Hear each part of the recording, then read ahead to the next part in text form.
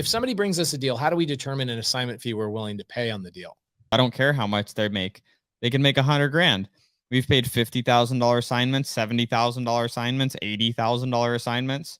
I'm paying a $200,000 assignment right now on a deal. It's like, who cares? As long as we're going to make money, it doesn't matter. I mean, the thing is, when you're joint venturing with people, is they shouldn't be counting your money on your deal, and you shouldn't be counting the money that they're making. As long as we're going to make typically 10 to 12% return on our money when we buy that deal.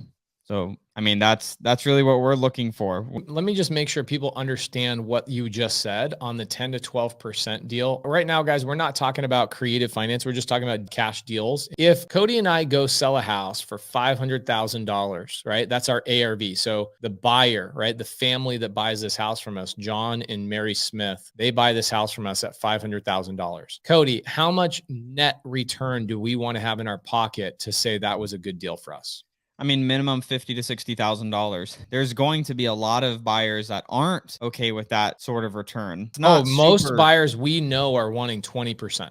Yeah, most people want way more than that. Okay, so here's a caveat to this too. So if we have a deal that we're buying and we're going to have to put $150,000, $180,000 into renovation to make maybe $50,000, I don't know if we're going to do it because that's such a large renovation. It kind of depends on the deal, because in the JV situation, if this is a wholesaler that has staying power, that's been around for a while, and we want to continue to establish a relationship, yes, we'll maybe pay a little bit more for the deal, maybe change up, our return a little bit on that deal. And the same thing goes for the actual deal itself. Like if I look at a deal and it's 500,000 ARV, but we only have to put $5,000 or $10,000 into it, am I going to be okay with us knowing that we'll probably only make 40,000 on it? I'll probably say yes to it because, how long is this going to take? What's the capital required? There's other factors that come into it. But if I could close on a deal, like we have this Hopi Trail deal pace that we bought, and we closed on it a couple weeks ago. It's a residence out at the end of this month, and we'll put maybe $12,000 or $15,000 into it. We bought it for $260, then we'll go list it for $340, $350. That's obviously